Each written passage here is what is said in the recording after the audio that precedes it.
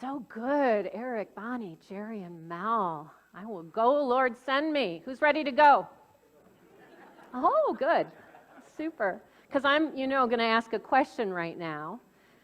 And God might have sent you to be the answer to that question. So, we are continuing on in our series, Sacred Earth, Sacred Work. We've had the first week of remembering that we are an original blessing, that is what we were born in, and we're here to expand the capacity of compassion in our heart as we walk the four mystic paths, the positiva, the negativa, the creativa, and the transformativa. And we are looking to celebrate creative diversity, right? Diversity of creation. So that was last week's conversation. And we had the idea that we can get into the mindset of either or thinking rather than both and thinking. And so you were invited this week to pay attention. Where were you stuck in that either or thinking, and how could you expand into a both and thinking? And since God sent so many of you today with your hands raised, yes? Who would like to share? Because I know somebody's got something fabulous to share of what that practice was like for you this past week. Yay, Shirley. Okay, so a friend of mine and I, it was a Zoom class at Lilydale. We couldn't make it there, so we decided to Zoom. And the teacher was someone that we both knew, so I thought it was going to really be good. But when he started, it was just really odd. And what he was saying, we're both looking at each other going, okay, this is not what we signed up for. And we both looked at each other and we thought, okay, we could just go shopping now instead, or we could maybe sit this out and maybe learn something. Maybe he's going somewhere that's going to be good.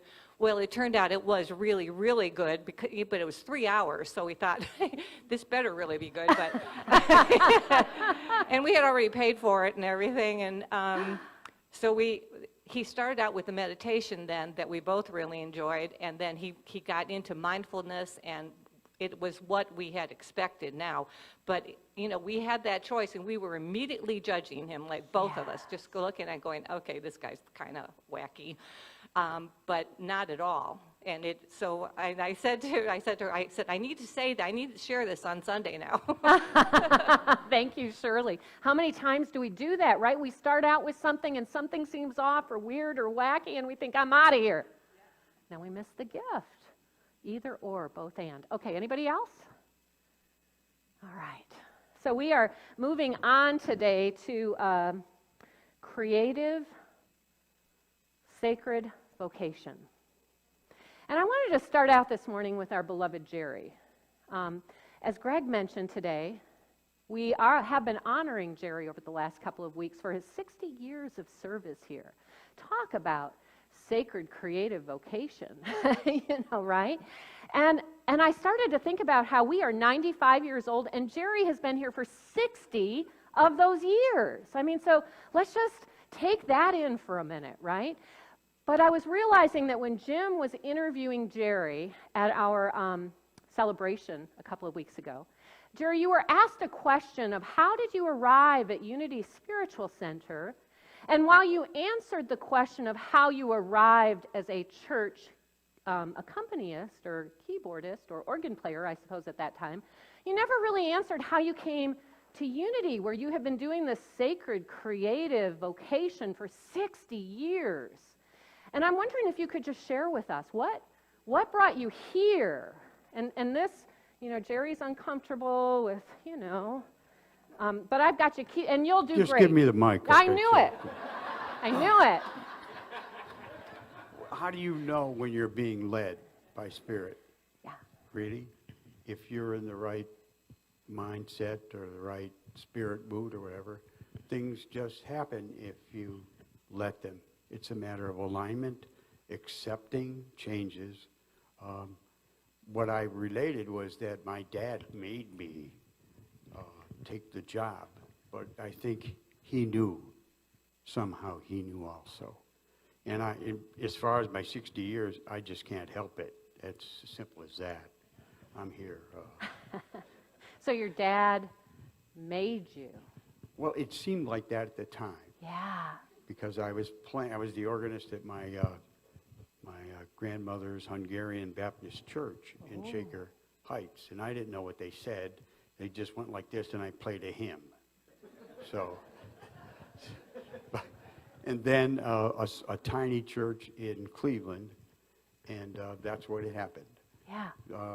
I was, I think, 12, and the minister got up one morning and said, "Our organist has eloped. Can anybody spell keyboard?" And my dad was playing accordion at the time, and he was sitting behind me, held up my hand. So that was the beginning. So I was playing organ with one hand, but I got lessons and everything else, and eventually that led to being hired at the Unity Church, which was meeting in Lakewood at the time. And that was Reverend Norman Olson. Yeah. The rest is history as we know it. So. I understand, tell me if I'm wrong, but I understand your dad actually did the applying for you. Is that correct? He made the call and got, yeah. He So. got you a job. Yeah. What'd you think of Unity at that time? Was what everybody knew it was a cult, of course. So. Thank you. Okay, no, I'll just hold on to this for the next 20 minutes. Eric's going to... Thank you, Jerry.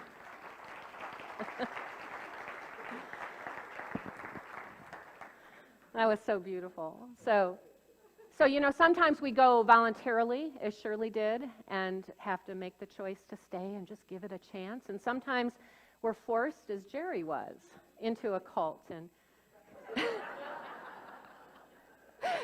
And then we make the conscious choice to stay for 60 years. So, yeah, sacred creative vocation.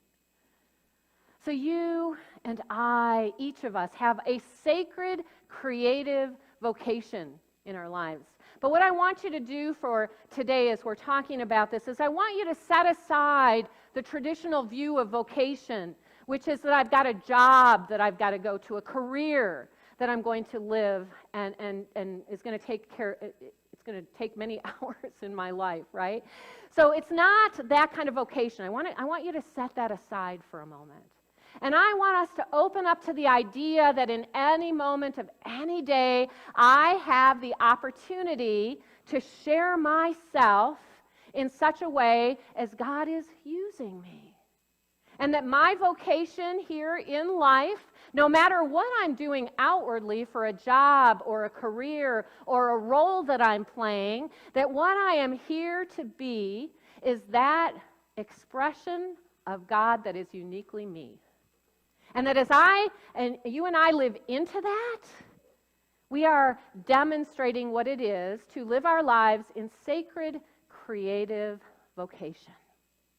So I'm going to share a scripture with you for a moment, coming from the book of Isaiah. And you'll remember from many of the past series we've done over this last year, that Isaiah was a prophet in Judea, at a time when there were foreign entities, the Assyrians and the Babylonians, coming to take captive the Israelites.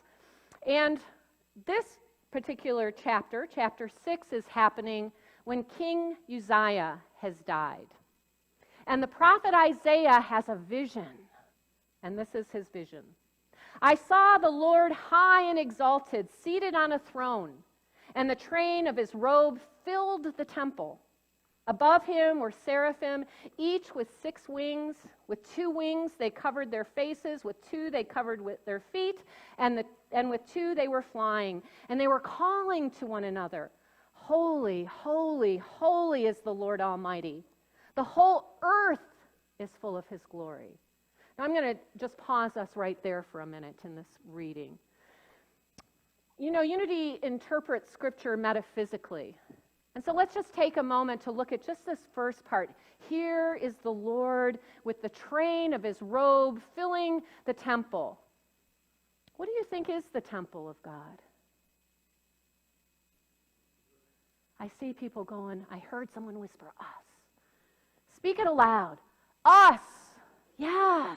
Own it. Claim it. We are the temple of God, right? And so here is the Lord filling the temple of God. Do you know that? Do you know God has filled you, his temple, her temple, its temple? You are filled with the very Spirit of God.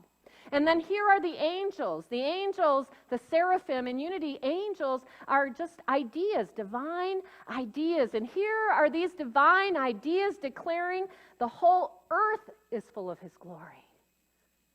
The whole earth. You and I and all of creation are filled with the glory of God. Remember how this series began with that idea of original blessing? That we were made good and very good, and that Spirit of God is within all creation, and it is all good. And here are the divine ideas whispering to the prophet Isaiah. The whole earth is filled with his glory. At the sound of their voices, the doorposts and thresholds shook, and the temple was filled with smoke. And this is what Isaiah hears. "Woe to me," I cried. "I'm ruined, for I am a man of unclean lips, and I live among people of unclean lips, and my eyes have seen the King, the Lord Almighty." All right, so now think about this. Here's the temple. Who's the temple? We are the temple. And here is the temple. The doorposts and thresholds are shaking, and the temple is filling with smoke. And here is the answer. Woe to me, I'm not worthy. I'm not good enough. Any of you ever have those ideas when you realize that you are the very temple of God, that God is here using you, calling you higher? Use me, send me. We say that. And then when God responds, what do? You feel it? That quaking of the temple, the smoke filling your mind, confusing you? No, not that. Right? So here is the prophet Isaiah having those same thoughts. And then one of the seraphim, one of the divine ideas, flew to me with a live coal in his hand, which he has taken with tongs from the altar, and with it touched my mouth and said, "See, this has touched your lips. Your guilt is taken away and your sin is atoned for." I've got some hot coals. No. Again, metaphysically, the hot coals is that burning of truth spoken from your lips, allowing yourself to let that truth be spoken out. Okay, so here's the you know how fire is often used spiritually as a transformation, right? A burning fire transforming. So transforming those words of woe is me, I'm not good enough, to the truth. And so what does Isaiah respond with? "And I heard the voice of the Lord saying, 'Whom shall I send? And who will go for us?' And I said, 'Here I am. Send me. Here I am. Send me.'" And so as I was reading this particular verse this week, I was thinking about how so often we say, "Here I am, send me," just as Eric was singing about, but then when we get the call, the fear, the worry, the doubt, the ideas that we hold about ourselves get in the way, and we begin to say, what, me? Me? And it's not just us here. I mean, it's true throughout history, and biblically, we see it. Remember Moses at the burning bush, which was not being consumed. Now imagine for a moment. You're standing in front of a bush that's on fire and not being consumed, hearing the voice of God. What are you going to be thinking in that moment? Are you listening? Send me? And that is exactly what the divine says to Moses. "I am sending you. Tell them I am that I am sent you." And what does Moses say? Anybody know? Not me. You got the wrong person, God, because my brother's a way better orator than I am. You need to send him. Right? Think about Mary.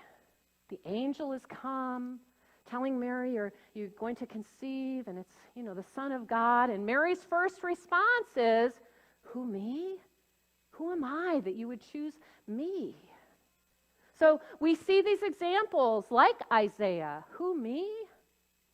There's a beautiful Unity minister that I met at Unity Village the first time I went out there. Her name is Claudel County. And when Claudel County, she tells the story that she knew she was to be a minister from a very young age. And I think, I don't remember her exact age, but she was older, and she finally decided to go for it and become a Unity minister. And she applied, and she was accepted. And then there she sat with that acceptance, saying, who, me? Who am I to do this? I'm not worthy to do this. And she sat with that idea in prayer, contemplation, and recognized that of course it was hers to do. And in 15 minutes, she wrote a song, My Dedication, it's called. Here are the words to it. Here I am, Lord, use me, guide me, fill me, lead me, take me by your will. Here I am, Lord, ready to follow, to serve you, to love you, to be you in this world. Thy will is done through me this day. Thy will is done through me this day. Lord, you call, I answer. I'm open, I listen, I hear you, I feel you move in me. Lord, I come closer, humbled, surrendered, lifted, committed to your plan. Thy will is done through me this day. Thy will is done through me this day. Here I am, Lord, you call. Here I am, Lord, you call. Have you heard the call? Have you heard the call? Have you heard the call in your life? Because so many times I think that what we think is the ones who have heard the call are the ones that are up here on the stage. You know, the ministers, the priests, the rabbis, the prophets. But the divine is calling all of us, every one of us, because all of us are the divine. And so you have a role to play, a job to do, an expression of the divine that is uniquely yours, that is your sacred, creative vocation that has nothing to do with your career or your job or the roles you play. You are here to answer that call of the divine. There were many, many times at Unity Village that I was there for the graduation of either, licensed Unity teachers or Unity ministers graduating, being ordained. And every time we would sing that beautiful prayer that you might remember if you were a Catholic. Right? I see some nods. I'm trying to remember the words now because I didn't do those. But, it's God asking that question, whom shall I send? And then the response is, here I am, Lord. And the whole, we would always be in Fillmore Chapel. The whole Fillmore Chapel would erupt in, it is I, Lord, I have heard you calling in the night. I will go, Lord. If you know it, sing. Where you lead me, I will hold your people in my heart, right? There are the words, and we would all be singing, and it would be so glorious, and we'd all feel so uplifted, and then we'd leave and we'd get called, and it'd be like, what? No, not that. And I was thinking about that. I have heard you calling in the night. I had this situation this week where my mom was telling me, I was asking her if she was worried about Gary and I and what we're about to do. And she was talking about how she had been awake that night before and worrying about my dad. And I said, oh, Mom, I said, I saw this beautiful quote one time that said, give your troubles to God. He's up all night anyway. And then all you have to do is give your troubles to God, focus on God, and you'll go back to sleep, right? That night, 3 o'clock in the morning or whatever it is, I'm woken up, and the worries begin. And I'm going, well, here you go, Joanne. You say you give advice, you give thoughts, and now you get to practice it. And my thought immediately went to that conversation with my mom, and I said, oh, yeah, that's right. Give your troubles to God. He's up all night anyway. And I refocused on the divine, and guess what? It worked. I went back to sleep easily.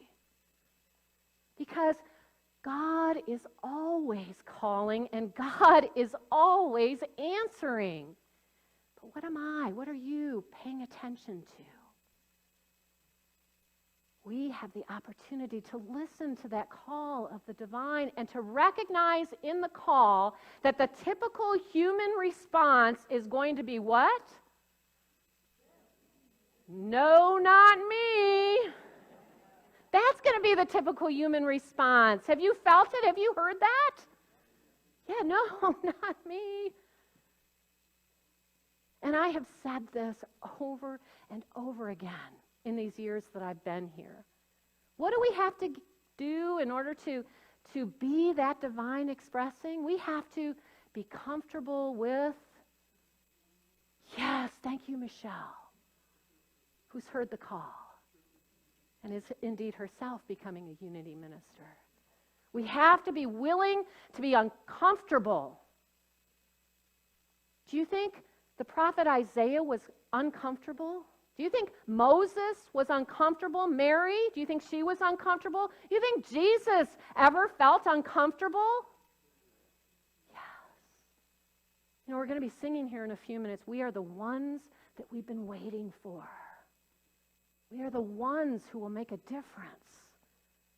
That will require that you and I listen humbly, as Claudel sung about here, humbly, open, committed, listening, a yes, in spite of the discomfort that we're going to feel of who me? Not me. Why not you? Why not any one of us? And so what does that look like, sacred, creative vocation? That looks like, for me, every single moment of every day when I can remember to be aware and conscious, and I don't get it right all of the time, I listen to what does it look like to show up here in this moment and be love expressing, so that in the process I can transform myself, my thoughts, my consciousness, who I think I am,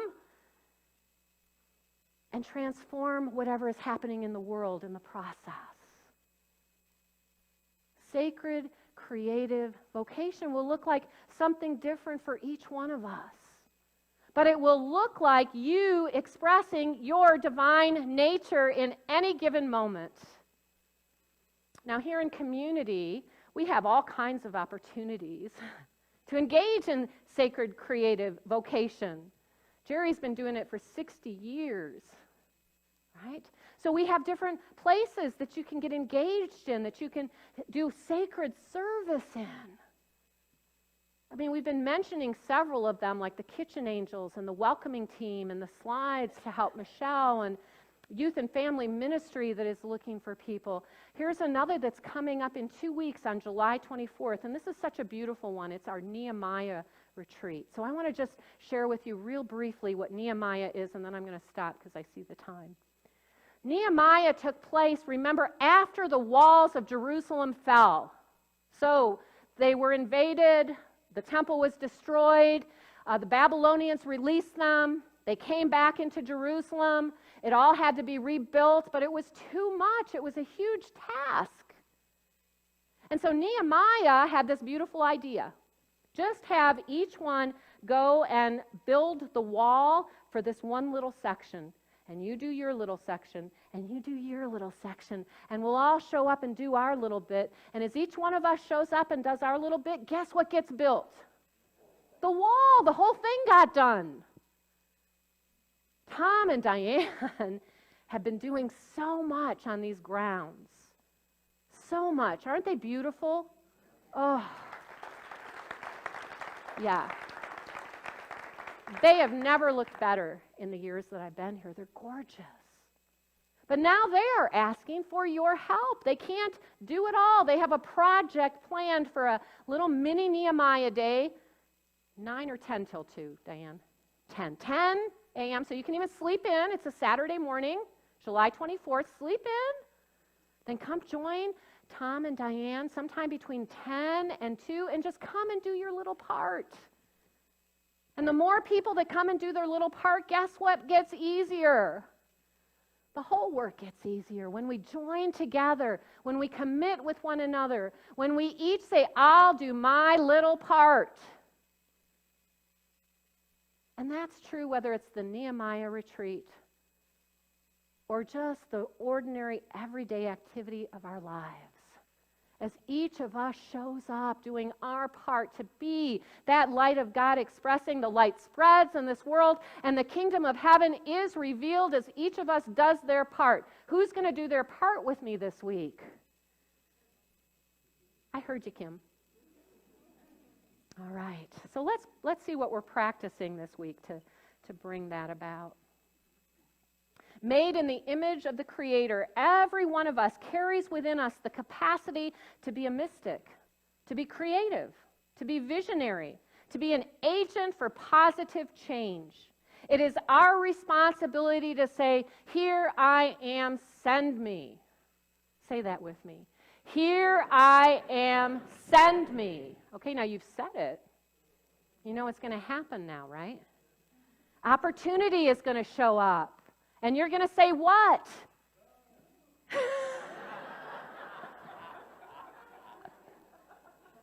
Of course. But the rest of you, what are you going to say? Yes. And what are you going to say when you start feeling uncomfortable about it? Yes, Connie, keep going. Yes. All right, so that's here I am, send me. Cultivate your capacity to benefit the earth and all of its creatures. What are we creating in this world that will cause positive ripples into the future? Begin each day with this idea. Here I am, send me. And ask yourself throughout the day, how can I be a daily expression of God? Let's say it again. Here I am, send me. And again, here I am, send me. One more time. Here I am, send me. And then come back next week and share what you learned. Thank you, everybody. God bless.